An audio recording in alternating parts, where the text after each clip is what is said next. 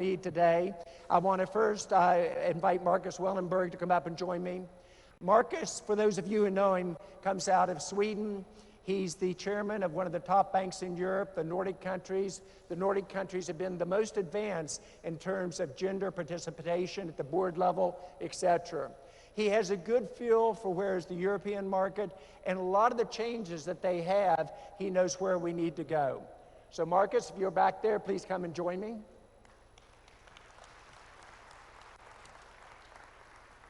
The second person to join me is a person that I know and care about very greatly. She basically has been a great friend for many, many years. And Minister Nirmala Sitaraman, she, when I first met her, was WTO negotiator. She is a tough negotiator, but she also knows how to make things happen. As literally the Ministry of Commerce and Industry, she was responsible for Prime Minister Modi's programs to really drive through Startup India and manufacture in India. She has an ability to instill confidence. She has an ability to bring people together, and now is one of the 5 top women defense ministers around the world. Madam Minister, if you please come and join us as well.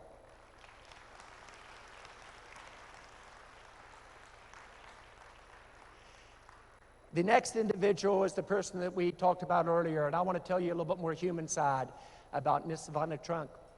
When I talked to her on the phone about this panel, she literally was teaching me what was possible, how to make changes. She's not only a world-renowned business leader, she honestly cares so much about making a difference. She's a mother, she's a TV personality, she's a fashion designer, she's been successful in many of the challenges in her life. But this is an area that she leads by example in, not just in her words, but also in her actions. So, Ms. Trump, would you please join us? And finally, representing the Africa, Middle East area is an individual I did not know before tonight, but I honestly feel like I've now known her for a very long time. She is a leader, the first black leader of an aviation company, a petroleum company in South Africa. As a young lady, she had the imagination of wanting to do this. She had no fear in achieving goals that others would hesitate about and not be able to perhaps achieve. And yet when she had the chance, she turned it completely around. Please join me in welcoming Sibonile G. Salmabo. Please.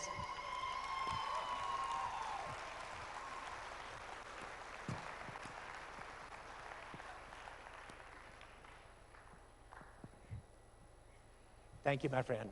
Thank you, John. This will be fun. Thank you. I'm going to switch you right here if I could. Thank you. Please. Gotcha. So if I may start off with you, Ms. Trump, you watch what is occurring in the world. You have a passion for this. It'd be so easy with the economy of the U.S. going well, the tax reforms changing, et cetera, not to have the courage to make this change. Why is the administration doing this? Why is it so important to you personally? And let me also ask a double question. What advice would you have for the young women entrepreneurs in the audience in terms of kind of lessons learned? Because you've come through a male-dominated world and done remarkably well. What would be your thoughts on both topics? Well, first of all, thank you. Thank you, John. Can you hear me? Hello? Better? Hello? Thank you, John, and thank you for all that you've done to inspire so many entrepreneurs, men, female alike, and for participating in... Hello? Testing on the mic, please. Hello? Thank you. And for participating in this dynamic panel. We appreciate it. I was so excited to come here to Hyderabad, this center of innovation, and to have the opportunity to meet with so many entrepreneurs from all over the world who are deeply inspired by their own individual mission. And that to me is one of the most incredible things. And ultimately, now in this role in government that I'm so privileged to have, that's my desire, to create an opportunity for more people to have the advantages that I've been so fortunate to have. I talked about the unique challenges that face female entrepreneurs. the lack of adequate access to capital, to networks, to mentorship, and in some countries to equitable laws. These are challenges we can solve for by talking about the problems, by working together, by combining the thought leadership of those in the private sector and here in this room today with smart government policy that enables all of our country's citizens to thrive. So I am incredibly optimistic 11 months into my time in the Trump administration. I see firsthand how we're creating a climate to fuel the growth of business, to reduce barriers to new entrepreneurs who are thinking about whether or not they're going to engage. So you asked earlier about my advice. You just have to do it. You just have to do it. I think too often there's a myth that everyone who started a business was 100% sure and had 100% belief that that business would succeed. It's not true. Many people started businesses on the side while continuing their primary job until they got the confidence that it was going to work. Many waited for several years. Many pivoted out of their existing business into another. Many failed to come back again. So to those aspiring entrepreneurs who are in this audience today and are wondering if you have what it takes, if you are deeply passionate about the company you want to start, if you're deeply passionate about your vision to create change and to create a product or service that will better the world, just go do it. Just go do it. No time like the present. Mr. Sitaranam, you have an amazing record in your country here in India of women being successful in politics, in business, and the arts. What is the magic here? If you look at your Security Council, 2 of the 4 of you are women. You look at many of your political leaders throughout the country and many of your business leaders, they are also women.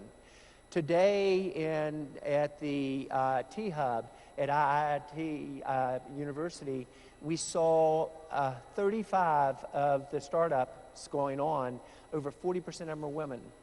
What is the takeaway for many of us in this audience about what India is doing different and the generation of female leaders that you all have been able to develop and continue to develop? Well, I like to believe that that trait in the Indian women has always been there. But only in the last 60 years, because of the model of development that India had adopted, socialist.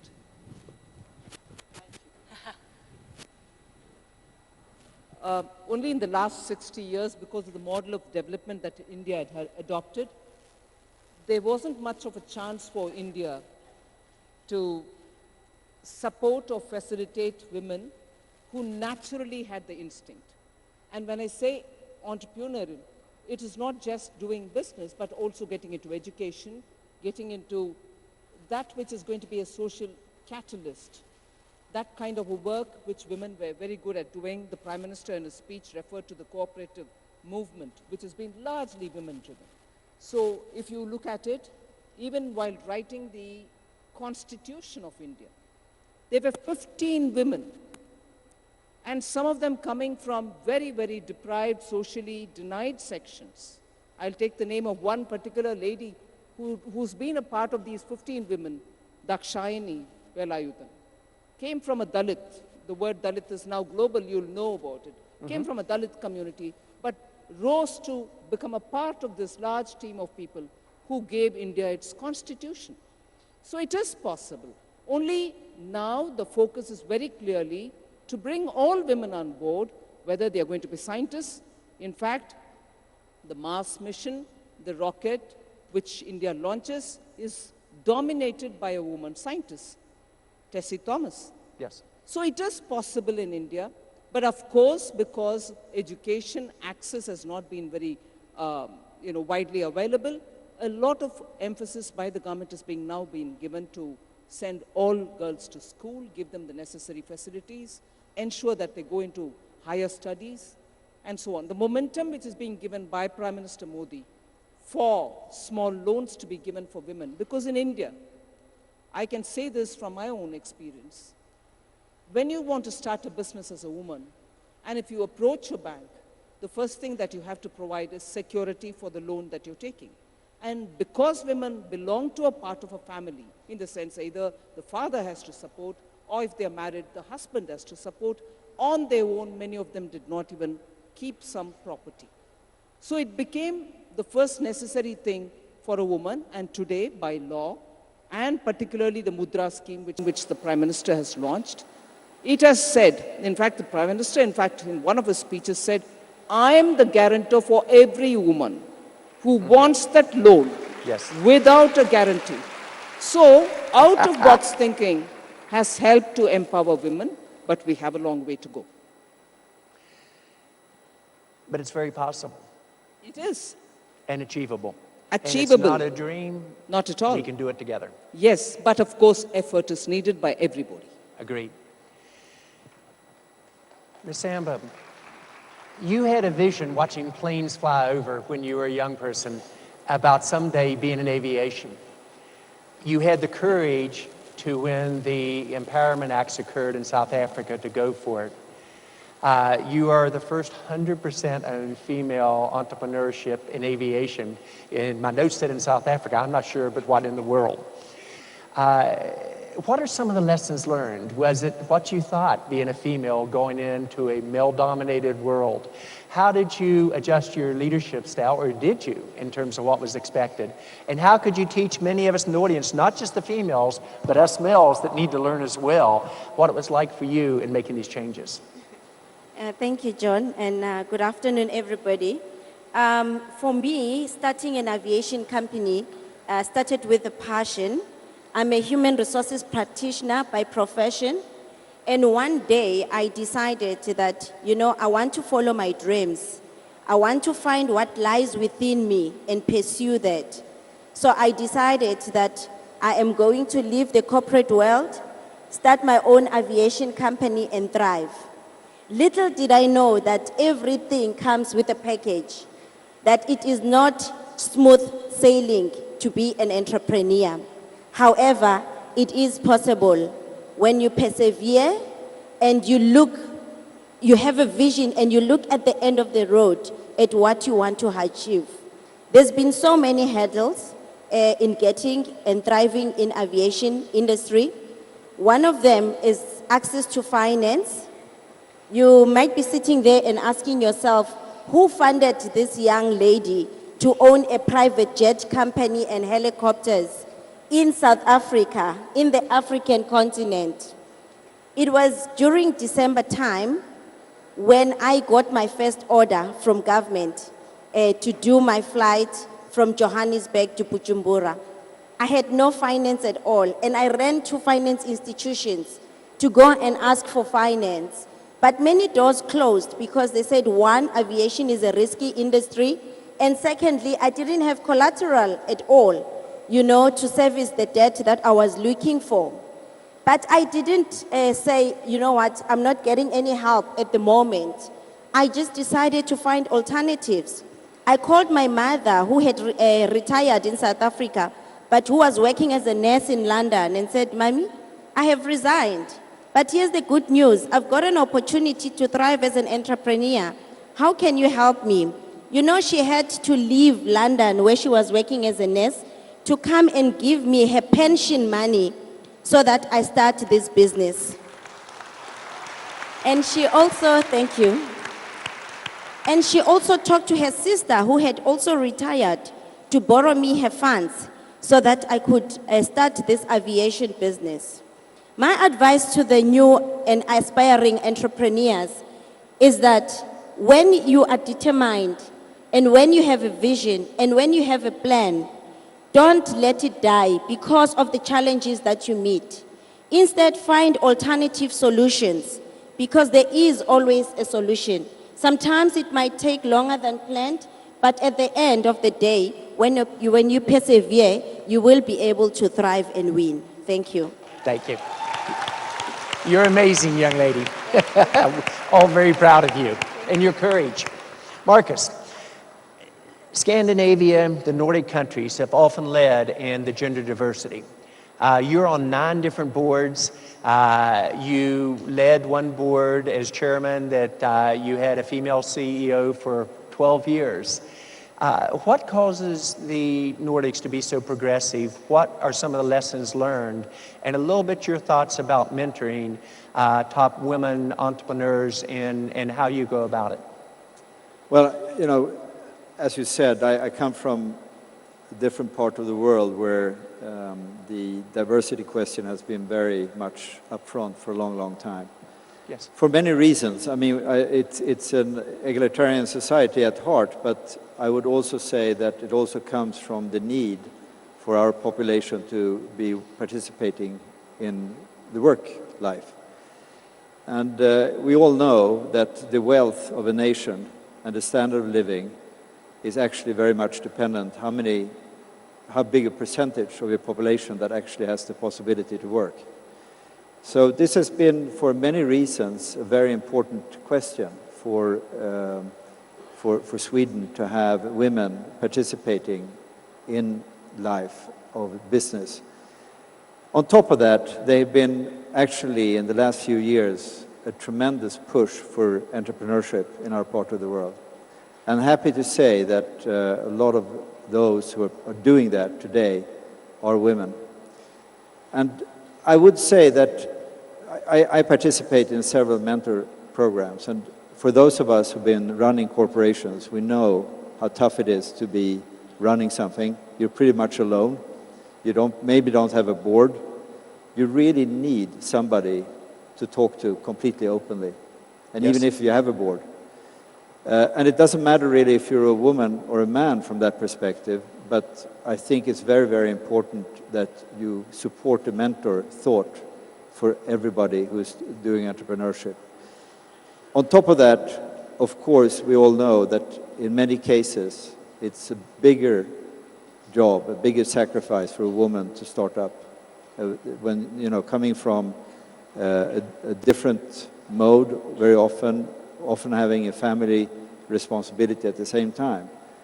So in the case of women entrepreneurs, it's very often, at least my experience from where I come from, even more important to have a mentorship and to really support that.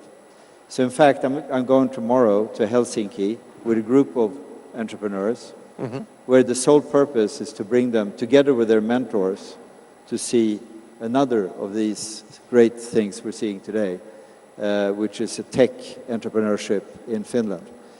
And I would say that you have to remember, I'm just thinking about your discussion about the difficulty to find risk capital. This is typically a thing that a mentor can help you with. You know, to support, open up the doors, give them support, having the experience, and then really making it work. Agreed. I'll come back to a couple of those questions if we have time as well. Mr. Trump, when you look at the future of the U.S. and the world, technology, every company is going to become a technology company. And it doesn't matter if you're in retail or fashions or in government. How important is it that our education system evolve? And how important is it that we really focus on our women entrepreneurs, really giving them the education in technology and STEM? And what do you think we need to do better, both as a country, our home country, and around the world in this area? Thank you, John. Well, I think it's tremendously important. Historically, women have been greatly underrepresented in STEM fields. And you note that now technology is not confined to one sphere. Yes. Technology is disrupting every industry and reinventing every industry. So every industry is a technology industry. And I view computer science, digital literacy as really foundational to success across so many industries, especially when you look at the future of where work is headed. So as part of our commitment to ensuring skills training and ensuring we continue to have an incredible and competitive workforce, we've been very, very focused on prioritizing STEM education, starting in our schools K through 12, and with a particular focus on making sure that the programs are designed with gender and racial diversity in mind. So when you look at a field like computer science, for example, women represent 47% of the American workforce, yet make up only 21% of computer science professionals. Yes. So what's very concerning when you look at where the jobs of the future are going to be increasingly headed, and you look at the low representation of women in this very critical field, and this is true of all STEM fields, engineering, we represent 13% of engineers. So you look at the work of the future. If we continue not to take our fair share, if we continue to be underrepresented in these high growth areas, in these lucrative fields of the future, I worry that the fourth industrial revolution will not only lead to us remaining stagnant in terms of closing this persistent gender wage gap, but I worry we'll actually start to make negative progress and lose a lot of the gains that we've made in recent decades. So I think it's critically important, and that's why President Trump rolled out just a few months ago a presidential memorandum that told the Department of Education to prioritize STEM education and committed $200 million, a minimum of $200 million annually towards that goal. And it could be much more in grant funding. So we're very focused on that. And then beyond K through 12, we're very focused on workforce development and worker retraining to ensure that every American, regardless of age, has an opportunity to participate in the economy and get the skills training they need if they're in an industry where their jobs have been displaced, or in an area of the country geographically where they've lost opportunity, that they have the opportunity to re-enter the workforce. So really the combination of K through 12 STEM and computer science focus, and then workforce development, apprenticeship models, which have been very, very successful in places across the world, notably Germany and Switzerland, are areas that we're very, very focused on as an administration. In addition to technical education, because as you know, coming from Cisco, the needs are not just of a 4-year college graduate. So many of the great STEM jobs that are open and available today require no or minimum post-secondary education. So I think it's a tremendous opportunity in our country, and we're looking forward to filling those vacant jobs and making sure that the next generation has the skills that will enable them to succeed in the modern economy. Completely agree. And what you're beginning to see is you have to not solve this with 1 or 2 variables. You have to do 7 or 8 things well at the same time. Madam Minister, before you were Defense Minister, you really implemented Prime Minister Modi's startup concepts and how you do a startup ecosystem, as well as how you do stand-up in terms of the women leadership.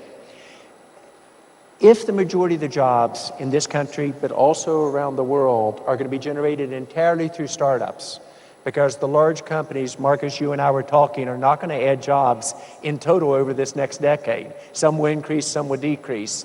What were the lessons learned in both roles in terms of what the audience could learn about what we've done right in India, and what you think the challenges are to carry over this to it being a largely startup-generated gender equality as we move forward?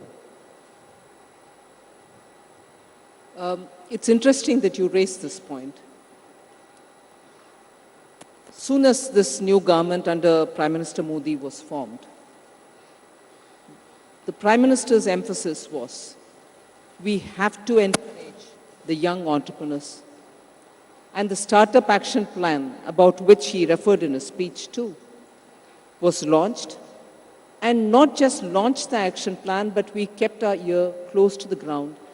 And as and when startups kept telling us that there had to be more and more changes, more tweaking to the action plan itself, we were ready for the changes. Normally, governments do take some time to change, but given the nature with which, or the temperament with which Prime Minister Modi works, he wanted quick results, he wanted to move ahead and be responsive. So the action plan was kept actually real time.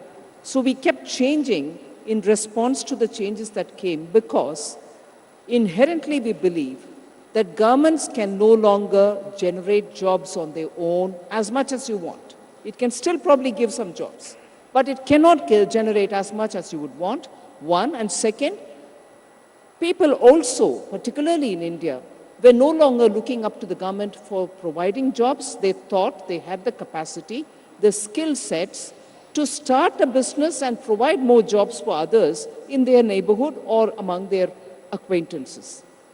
So it was very clear that that spirit of entrepreneurship had to be kept up, and solutions which are going to be local, at the same time which could be scaled up, were all to be encouraged. It wasn't possible for Delhi or for the state headquarters to decide and give solutions for everything that the people need. So we had to be rapid in moving, and we thought it made sense, therefore, to have people coming up with solutions, and in the course also creating jobs, churning the economy, keeping it far more vibrant. So that was the justification, and in that I must appreciate again the guidance we received from the Prime Minister.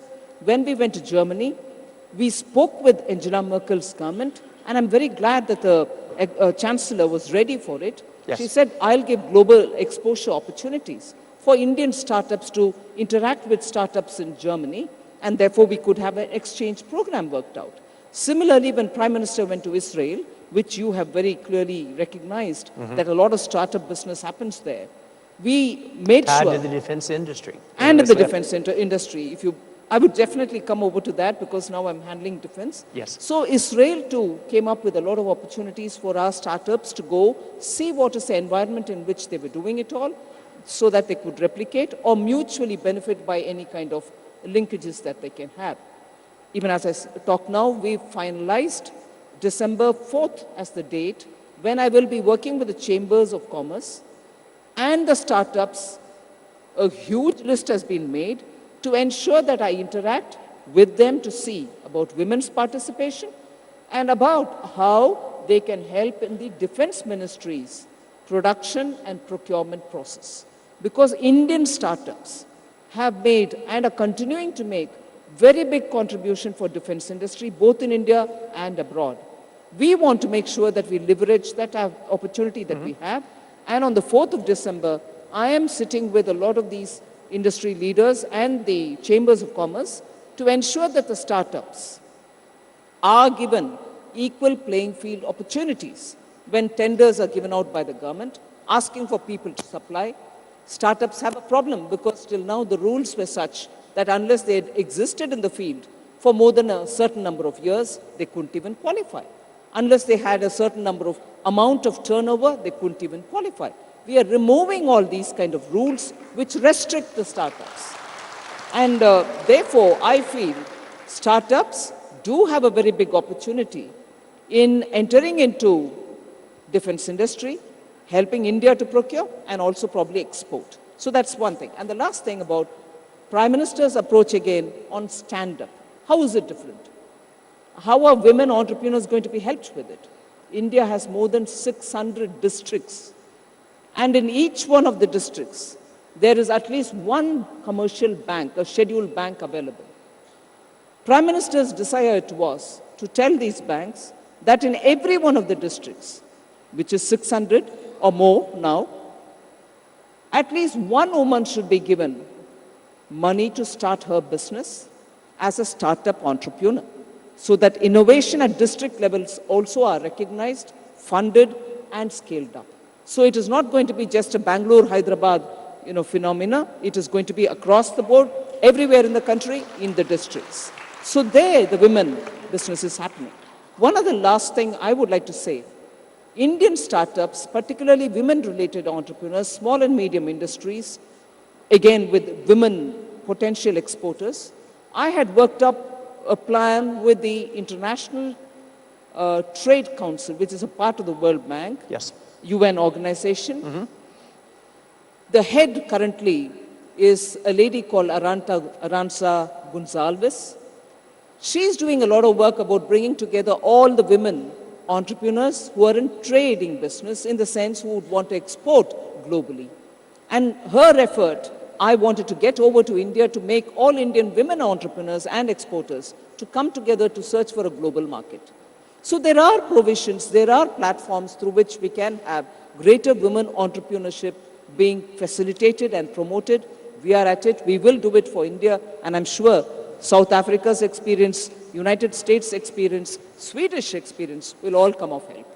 You know, what's fascinating is France has moved from the last nation in Europe you'd invest in and not even involved in startups with very little venture capital investment in 2 years to number one. And one of the most basic things they did, they stated as a national goal. They then opened up all of their government to startups and said it's okay for some of these to fail. And then they went to their large businesses and said, you must be a part of this transition. So I think it's lessons learned that we can all apply. One of the most important things, and I talk to probably 40 different startup sessions per month, is the lessons learned about not successes, which everybody wants to write about, but the challenges you faced and how you overcame them. I became a better leader because of a terrible time in 2001 when I went from being viewed as one of the best CEOs in the world to could I run my company during the dot-com bust. I probably developed more as a leader, and our company became a much stronger company because of our setbacks. If I could ask you to share with this audience and entrepreneurs how you overcame not just your successes, because everybody will write about those, but how did you handle the setbacks? And especially for the women entrepreneurs, you will never be a great leader until you get knocked down and you get back up. Could you share your experiences with the audience on that? Yes, thank you, John. You know, challenges they come and challenges they go. It is how fast and how you react to those challenges that determines your success. When we started this aviation business, we didn't realize that aerospace and aviation is a highly regulated environment. I'm sure those who come from the USA would know that the FAA is very strict, and our Civil Aviation Authority in South Africa conforms to IASA and also the FAA. So you can imagine that those regulations are very stringent. At some point in the company, we didn't manage to renew our licenses because the challenge was that you need to do at least one flight to exercise the rights of your licenses. And at that time, we didn't have enough access to aeroplanes, to infrastructure, to capital, and a whole lot of things that are required to run a successful aviation company. And I remember one day when one of the auditors from the Civil Aviation Authority came to our offices, just took our licenses from the wall and said, you're no longer allowed to operate. You know, it was such a huge setback for us as a company because now we couldn't, you know, generate income. Now we couldn't, you know, see through our vision. But as a leader, I needed to communicate to the staff, you know, our vision. I needed to be strong and confident so that the employees could follow me. And I didn't just stop there. I managed to go back, find partnerships, which is very important. You cannot run an organization on your own and expect to run a successful business. You need partnerships. And in aviation, you need partnerships globally, not only in your country. So that's what we went back. We took stock of what was happening in the company and managed to get partnerships, revived our licenses, and managed to get back and operate. Now we are based at Lanseria International Airport, and I can assure you that we fly our customers safely all over the world. Thank you. Thank you. I started off by saying this could be an historic moment. It could be another conference where we talk about gradual improvement, or it could be one where we recognize with all the changes going on around the world, from technology to leadership in common countries to the ability to make dreams come true, how much a difference we could make. As you leave tonight, I'd like for each of you to think what you can do to make a difference this next year. And I'm going to ask for each of the participants to share with the audience a call to action. Very often people don't care because nobody they admire asks them to care. Very often they don't do something because they think they cannot make a difference. Or third, if they do something, they won't see the results. And I'll commit to us that next year at GES, wherever it is in the world, we will share the results on the gender diversity equality that we've done. Marcus, what would be your call to action to the people in this room? I guess I stick to my gun. So I'll say that if I should challenge the participants here with one thing for next year, is that I really believe that entrepreneurs do really benefit from the support of an individual, a mentor, or somebody who's just helping out. So if I should ask for something from all of you here, is to make a goal to help one entrepreneur during the coming year to really support and make them good. Madam Minister, your thoughts, the challenge for the people in the room, your call to action. But I think the push has to come from women themselves, irrespective of the field in which they are. But at the same time, for every male and female entrepreneur, there should be a conscious attempt to help one more. And that itself will get a lot of women out. I think women's skills are underestimated by women themselves. They should come out and knock at every opportunity, knock at every door. There are opportunities, and only a sensitive government will have to be responding to it. Today in India, the environment prevails. Globally too, we can see a lot of interest. So women should come forward, and that itself is a major, big step. Thank you. Mrs. Sambo, your thoughts. What would be the call to action for the people in this room that you would like to challenge them on? Okay, thank you, John. I would like to challenge first my sisters from Africa. Can I ask all of you to stand? Let them see you. We didn't come all this way to waste time. We came here to network and to do business. You can see them, they are so colorful. So please find partners here. I want to challenge each and every one of you here that make a difference in your businesses, in your corporation, in your corporates, and make sure that you mentor every young girl and young boy. I'm a mother of 2 boys, so I will not encourage only mentoring girls, but also mentoring young boys, because those are our leaders as well. Thank you very much.